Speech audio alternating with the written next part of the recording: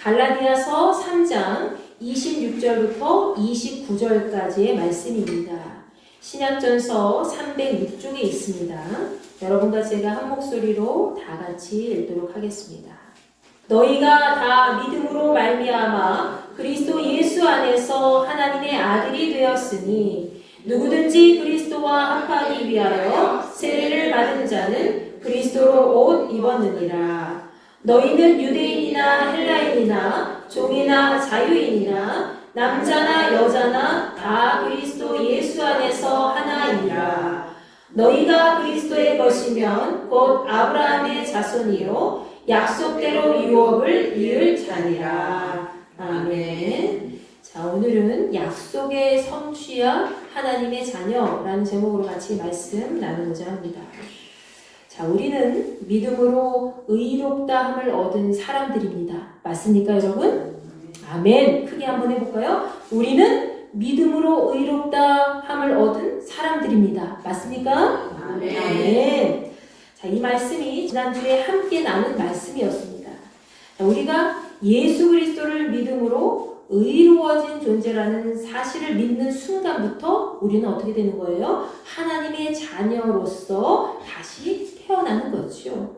이 사실을 다시 한번 마음에 새기고 오늘은 이렇게 한번 인사해 보겠습니다. 당신은 하나님의 의로운 사람입니다.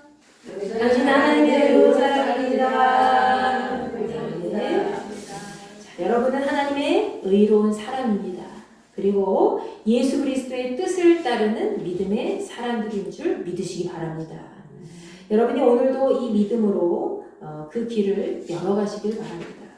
지난주에 이어서 이번 주에도 율법과 믿음에 대한 부분을 함께 나누어 볼 텐데요. 특별히 오늘은 율법의 역할과 하나님의 약속에 대한 부분에 대해서 살펴보도록 하겠습니다.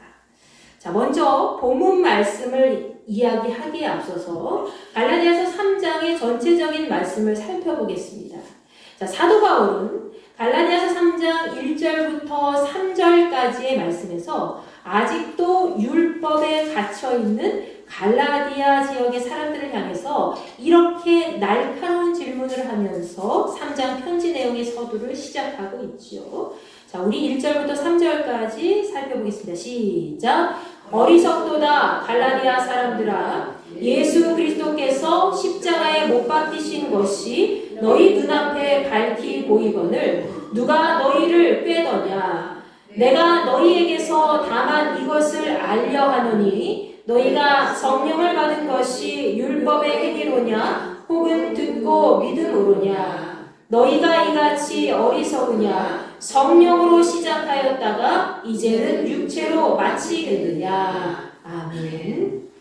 자, 바울은 먼저 갈라디아 교회의 사람들을 어리석다고 표현하고 있습니다. 그 이유는 예수 그리스도께서 십자가에 못 박히시고 죽으셨다는 사실을 그들이 분명히 이미 알고 있음에도 불구하고 남에게 속았기 때문이라는 것이죠. 자, 그러면서 그는 갈라디아 교회의 사람들이 성령을 체험하고 또 하나님의 은혜를 누린 것이 율법을 잘 지켜서 그런 것인지 아니면 복음을 듣고 믿어서 그런 것인지 질문합니다. 바울이 실제로 그들에 대해서 몰라서 물어본 것이 아니죠. 갈라디아 교회 성도들은 어땠습니까? 율법의 굴레에 갇혀서 지금까지 경험한 예수 그리스도에 대한 믿음을 등한시했기 때문입니다. 그래서 그는 갈라디아서 3장 3절 말씀에서 너희가 이같이 어리석으냐? 성령으로 시작했다가 이제는 육체로 마치겠느냐? 라고 비판하고 있죠. 즉 바울이 볼 때 이 갈라디아 지역의 믿음의 사람들은 성령 안에서 살기 시작하다가 다시 과거의 율법 안에 있었던 때처럼 자기 힘으로 살고자 하기 때문에 어리석다고 표현하고 있는 겁니다. 여러분이 비행기를 타다가 갑자기 그냥 걸어가는 게 좋아요 하면서 걷는 것을 선택하면 어떻습니까? 이 시대에 맞아요, 그게? 물론은 걷는 게 건강에 좋긴 하지만 그걸 제외하고 여러분이 편리하게 뭔가를 이제 직접적으로 갈 수 있는 길이 딱 뚫렸어요. 기차건 자동차건 아니면 비행기건 아주 이제 2시간 안에 갈 수 있는 길이 뚫렸는데 글쎄 2시간 안에 가야만 하는 그 길을 옛날에 그 보따리찜 맸던 것처럼 다시 옛날로 돌아갈래. 그러면서 집신 싣고 걷기 시작한다. 그게 말이 돼야 안 돼요? 안 된다는 거예요. 바울이 그 얘기를 하고 있는 거예요. 너희들이 지금 예수 그리스도가 너희들을 위해서 죽었다가 다시 살아나셨고 그 모든 것을 이미 알고 있음에도 불구하고 어찌 어리석게 다시 과거의 율법에 매여 사는 그런 때로 돌아가고자 하느냐라고 얘기한 거죠. 바울은 이러한 갈라디아 사람들의 어리석음을 비판하면서 그들이 무엇을 잘못 생각하고 행동하고 있는지 갈라디아서 3장 10절부터 12절까지의 말씀에서 가르치고 있습니다. 무릇 율법 행위에 속한 자들은 저주 아래에 있나니 기록된 바 누구든지 율법책에 기록된 대로 모든 일을 항상 행하지 아니하는 자는 저주 아래에 있는 자라 하였습니다. 또 하나님 앞에서 아무도 율법으로 말미암아 의롭게 되지 못할 것이 분명하니 이는 의인은 믿음으로 살리라 하였습니다. 율법은 믿음에서 난 것이 아니니 율법을 행하는 자는 그 가운데서 살리라 하였느니라. 아멘. 즉 율법 아래에 있는 것은 저주 아래에 있는 것과 같다고 얘기했어요. 누구나 하나님 앞에서 율법을 완벽하게 지킬 수 있는 사람은 아무도 없기 때문이지요. 그리고 율법은 믿음에서 난 것이 아니기 때문에 율법을 계속 지키고자 하는 사람은 율법으로밖에 살 수 없다는 것을 지금 바울 사도가 우리에게 이야기합니다. 그러나 이 바울은요, 예수께서 우리 인간을 대신해서 십자가에 달려서 율법의 저주에서 인간을 구원하셨기 때문에 그로 인해서 우리는 믿음 하나만 갖고도 아브라함이 받았던 그 성령의 약속을 받게 된 것이다 라고 이야기합니다. 여러분이 지금 하나님 나라의 유업을 받게 된 것, 성령을 받게 된 것, 그것이 누구 때문이에요? 예수께서 우리를 위해서 우리의 죄를 짊어지시고 십자가에 달려 죽으셨기 때문에, 그래서 그 길을, 믿음의 길을 열어놓은, 천국을 향하는 그 길을 열어놓으신 예수님을 믿기만 하면 우리는 아브라함이 받은 그 약속의 유업을 함께 누리는 삶을 살게 되었다는 것을 얘기하고 있는 거예요. 쉽게 말해서 사도 바울은 우리에게 이렇게 말씀하고 있는 거죠. 예수께서 우리를 대신해서 죽으시기 전에는 율법을 지켜야지만 계속해서 살 수 있었던 사람들이 율법 때문에 속박당하는 그런 저주 속에 갇혀야 했지만 이제는 누가 그것을 풀었어요? 그 저주를 누가 풀었어요? 율법을 계속 지켜야지만 우리가 그 자리에 머물 수 있고 살아갈 수 있었던 그런 사람들이 이제는 그 저주의 굴레를 누가 풀어줬다는 거예요? 예수께서 풀어주셨다는 거예요. 예수께서 그 저주를 풀어주셨기 때문에 사람들이 다시는 율법 아래에 갇혀있는 인생이 아니라 약속된 성령을 받은 자유의 삶을 살게 되었다는 것을 얘기하고 있는 거죠. 만약 예수께서 우리를 위해서 오시지도 않고 죽으시지 않으셨다면 어떡할 거예요? 여러분, 지금까지도 우리는 아마도 율법의 노예로 살아가고 있었겠죠. 아유 집사님 이거 100가지 중에 이거 한가 어겼네. 아이고 한 달 동안에 경건생활 해야 되겠어.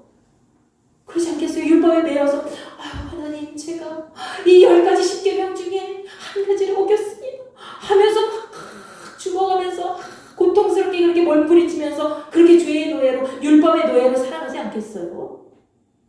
완벽하지도 못한 인간이 매번 율법 하나하나에 매여서 살기 때문에 바울이 이렇게 이야기하고 있는 것이죠. 너희가 그렇게 율법에 매여서 과거로 돌아가는 게 진짜 옳은 것이냐? 그렇게 산다면 율법의 행위로 구원받을 자가 아무도 없다라고 얘기한 거예요. 생각만 해도 얼마나 끔찍합니까?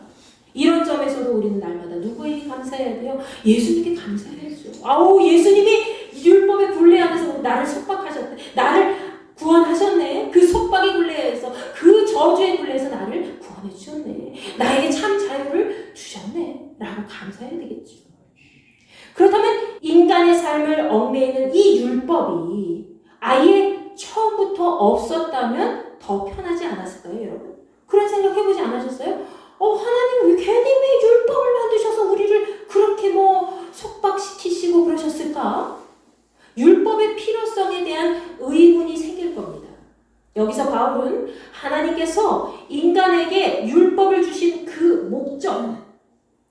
곧 어디까지 율법의 역할인지 이렇게 말씀하고 있죠. 갈라디아서 3장 17절부터 19절까지의 말씀입니다. 시작. 내가 이것을 말하노니 하나님께서 미리 정하신 언약을 430년 후에 생긴 율법이 폐기하지 못하고 그 약속을 헛되게 하지 못하리라. 만일 그 유업이 율법에서 난 것이면 약속에서 난 것이 아니리라. 그러나 하나님이 약속으로 말미암아 아브라함에게 주신 것이라. 그런즉 율법은 무엇이냐? 범법함으로 더하여진 것이라. 천사들을 통하여 한 중보자의 손으로 베푸신 것인데 약속하신 자손이 오시기까지 있을 것이라. 아멘. 자, 먼저 바울은 하나님께서 믿음의 조상 아브라함과 맺으신 그 언약이 있는데 그 언약보다 430년이나 더 늦게 나온 율법이 그 언약을 파기할 수 없다고 얘기해요. 그 언약을 감히 율법이 없앨 수 없다고 이야기합니다. 여기서 430년이라는 그 말은 뭐죠?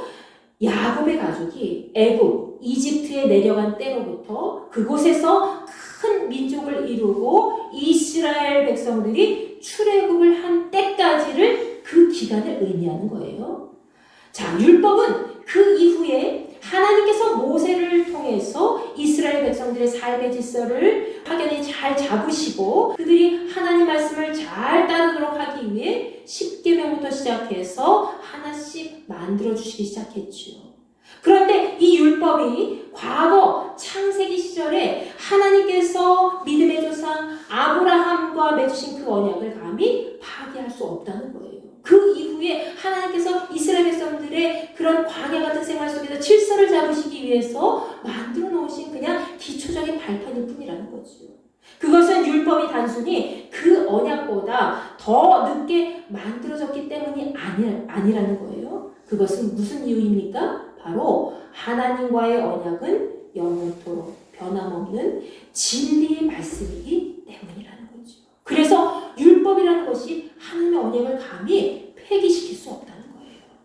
이 말씀에 연결해서 바울은 18절 말씀에서 만약 우리가 받을 유업이 율법을 통해서 온다면 그것은 약속에서 나온 것이 아니라고 주장합니다.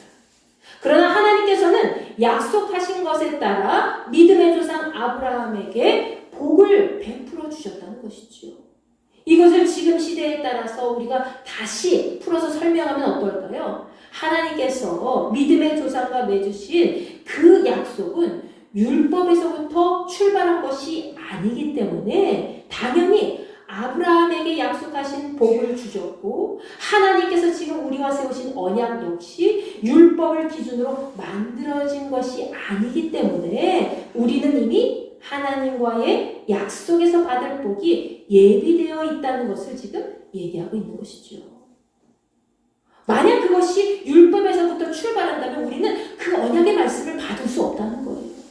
근데 하나님께서는 이미 오래전부터 우리를 계획하시고 아브라함을 통해서 우리 인간과 맺은 그 언약이 계속 이어나갈 수 있도록 주께서 그렇게 불변의 진리의 말씀을 해놓으셨기 때문에 우리는 지금까지도 하나님의 약속의 말씀을 통해서 하늘의 유업을 이어받을 수 있다는 거죠.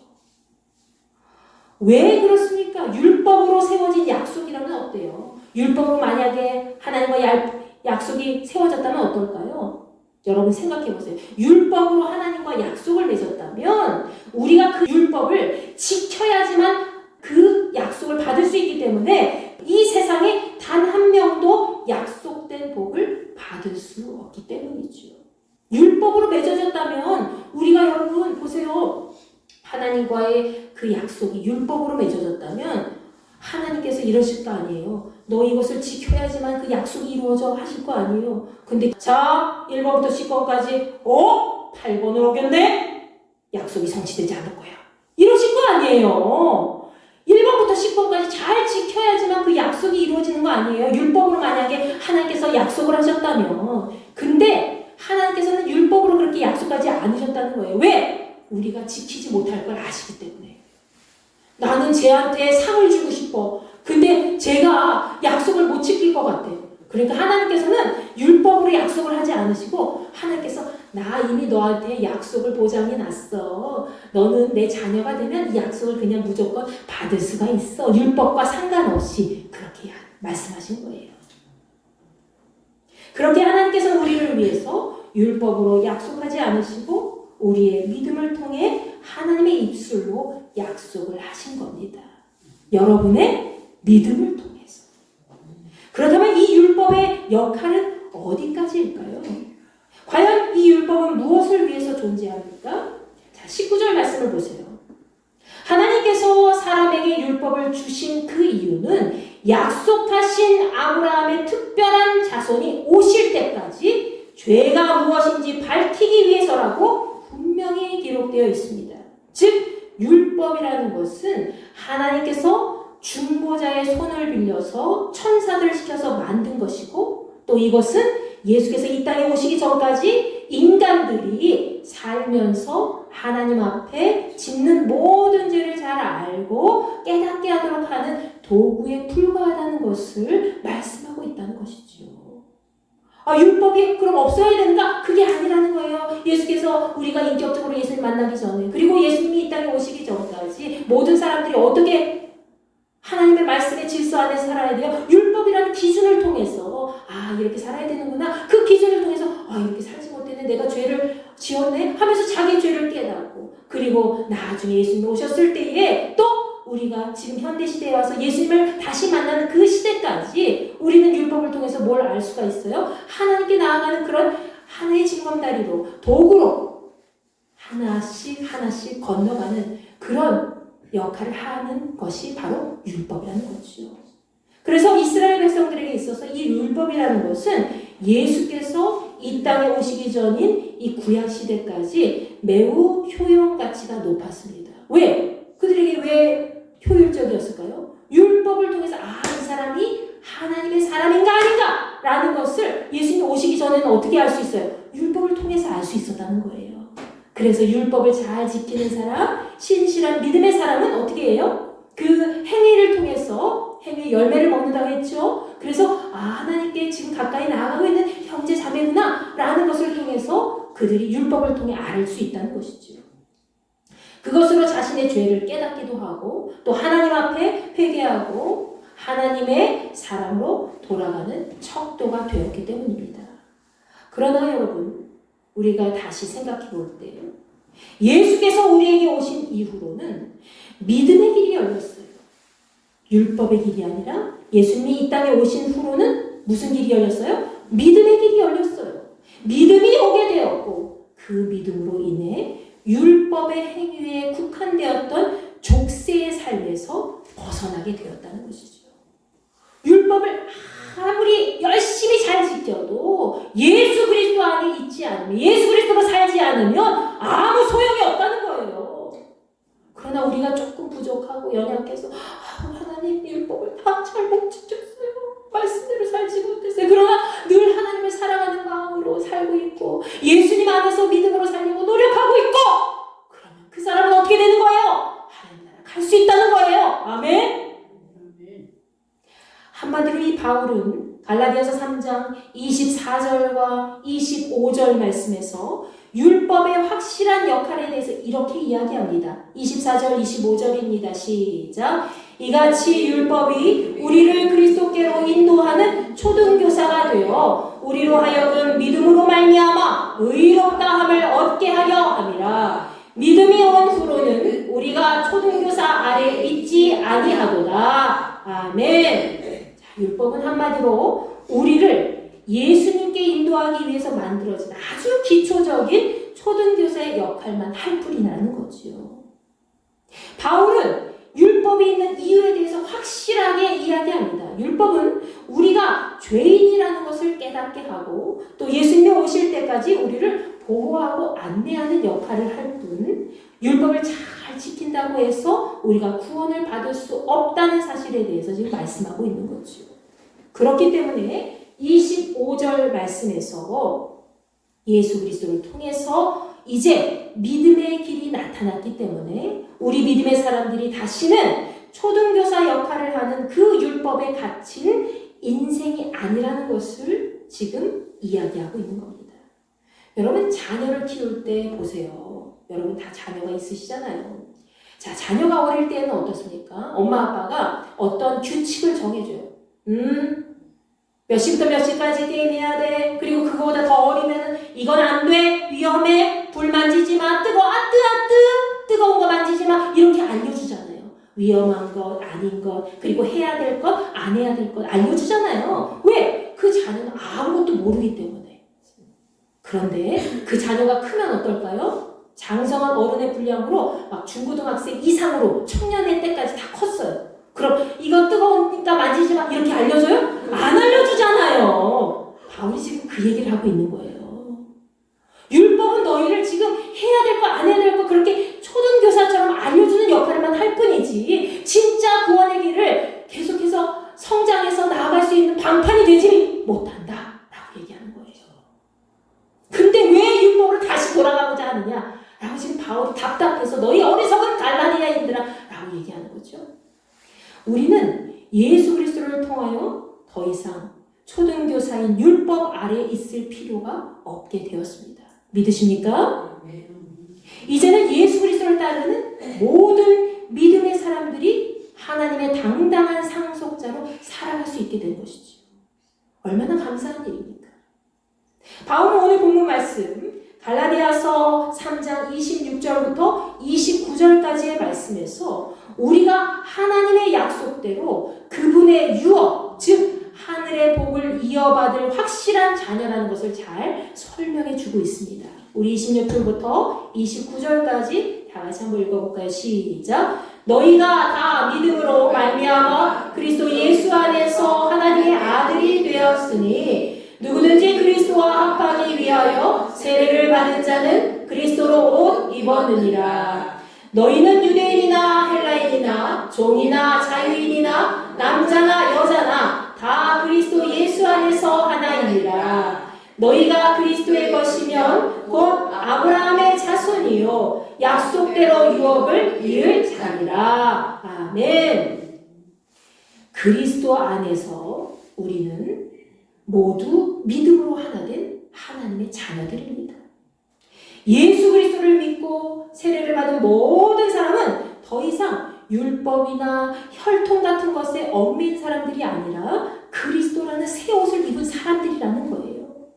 여러분과 저는 이미 그리스도로 옷 입은 사람들인 줄 믿으시기 바랍니다.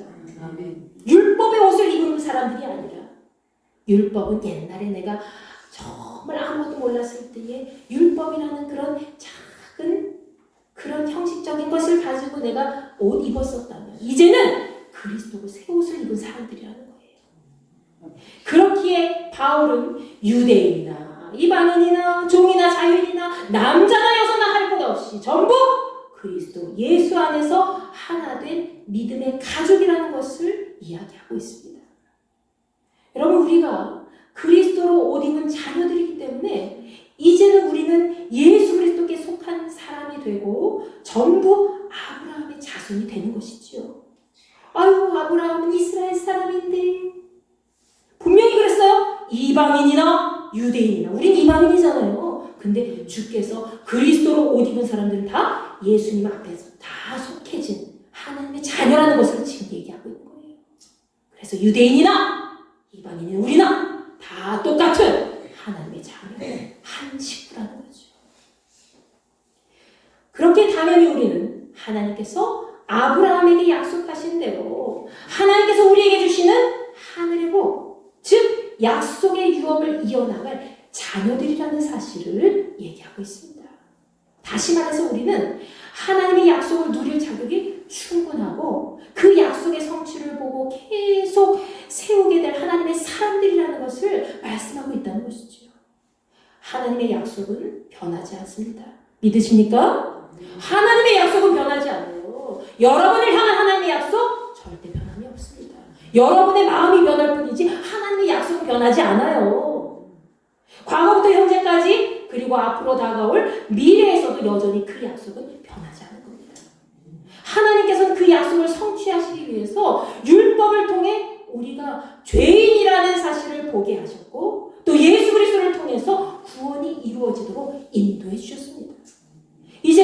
오실 예수 그리스도를 만날 때까지 하나님께서는 우리 믿음의 자녀들을 통해서 그분의 약속을 이루어 나가실 줄 믿습니다.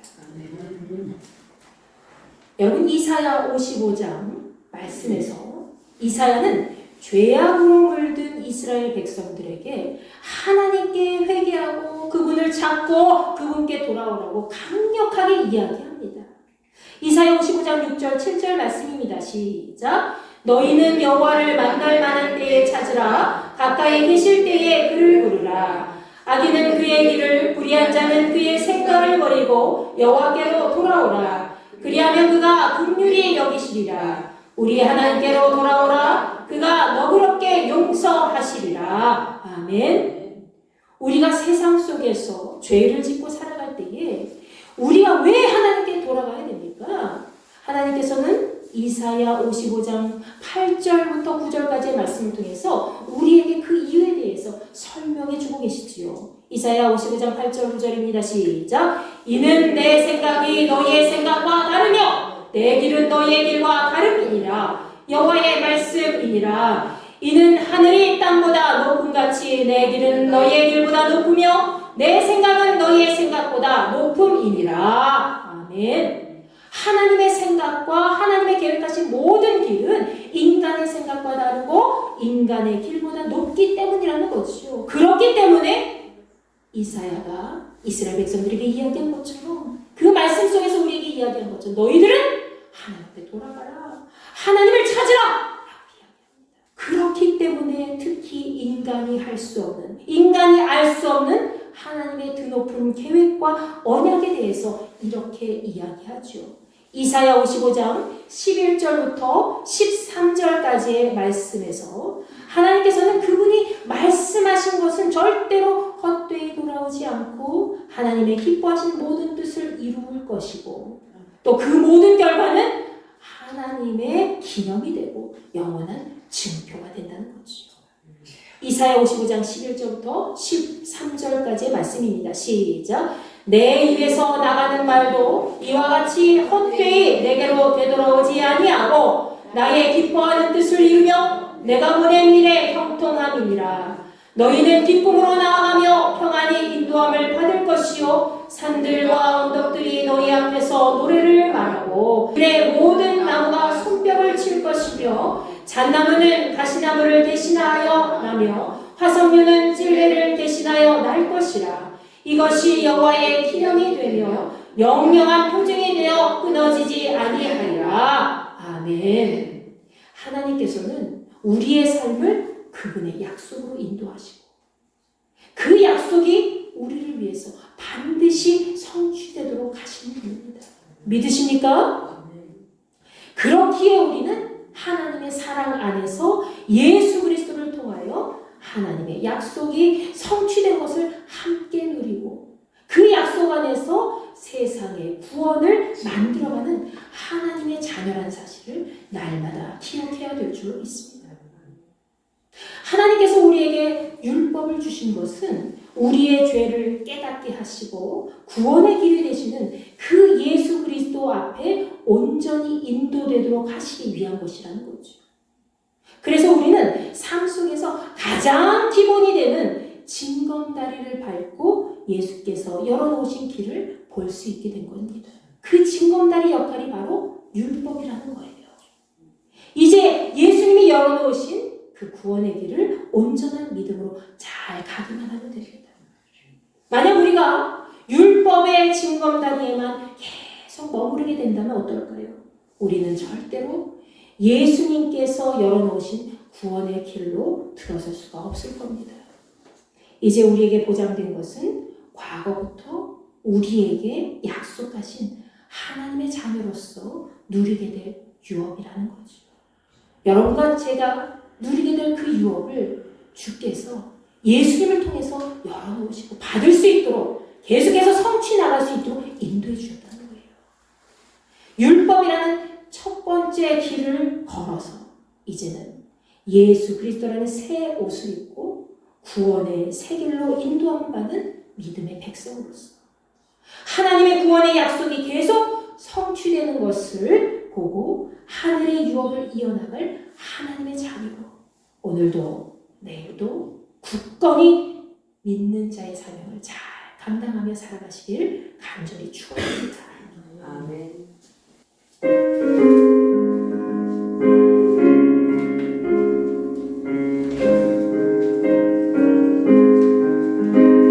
슬픈 마음 있는 사람 예수 이름 믿으며 영원토록 변함없는 기쁜 마음 얻으리. 예수의 이름은 세상의 소망이요 예수의 이름은 천국의 기쁨일세. 거룩하신 주 이름 너의 가운데 삼으라. 환난 시험 당할 때에 주께 기도드려라. 예수의 이름은 세상의 소망이요 예수의 이름은 천국의 기쁨일세. 존귀하신 주 이름 우리 기쁨 되도다. 주의 품에 안길 때에 기뻐 찬송 부르리. 예수의 이름은 세상의 소망이요 예수의 이름은 천국의 기쁨일세. 우리 갈 길 가는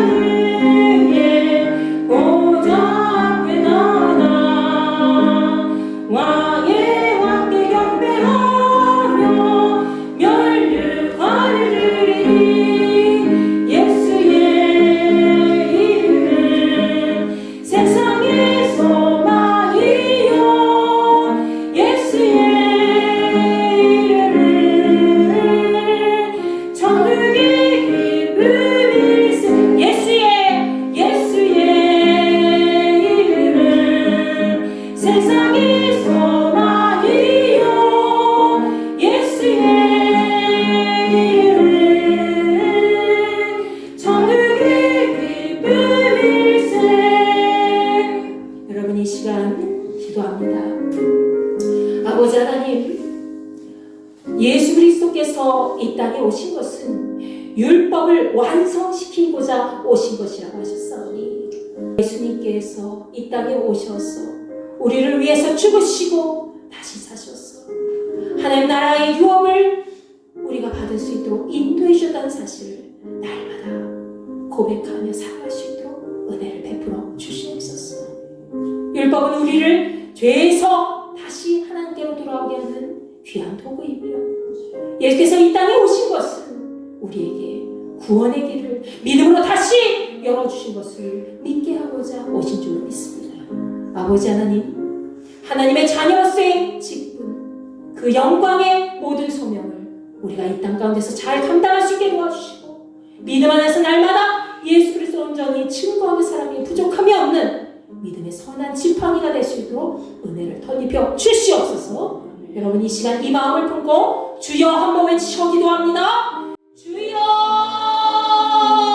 아버지 하나님 감사합니다. 성령의 능력으로 하나님 우리가 이제 주께서 약속하신 하늘의 유업을 다시 한번 이 땅 가운데 실행시키고자 이 자리에 모였습니다. 아버지 하나님 우리가 율법의 얽매인 삶을 그동안 살게 되었다면 이제 예수 그리스도를 믿음으로 인해서 참 자유인으로서 주님을 온전히 드러내며 주 예수 그리스도의 영광 가운데 거하는 온전한 주의 백성이 될 수 있도록 허락하여 주시옵소서. 주께서 우리를 구원하시기 위해서 하나님의 약속의 성취를 위해서 이 땅에 오신 것을 믿습니다.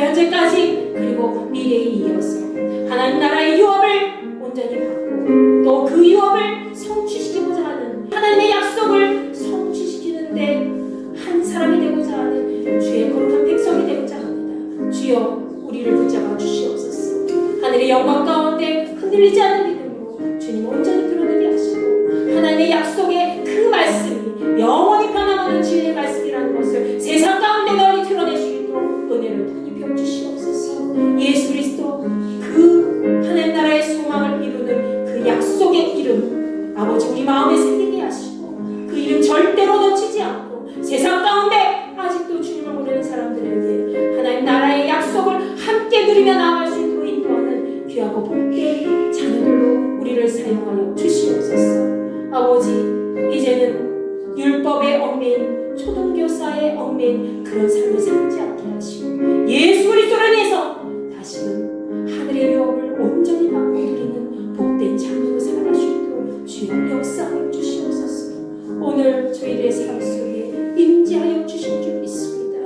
우리의 삶을 날마다 주관하시고 예수 그리스도가 옷 입고 새로운 인생길로 날마다 믿음으로 천국을 바라보는 주의 복된 자녀들이 되시도록 주여 역사하여 주시옵소서. 이제 우리는 하늘의 유업을 받은 하나님의 자녀들인 줄 믿습니다. 그 자녀로서의 역할을 끝까지 잘 감당하게 하시고 하나님의 선한 뜻을 이루기에 부족함도 주여 주의 영광 가운데 하나님의 은혜로 가득 채워 주시옵소서.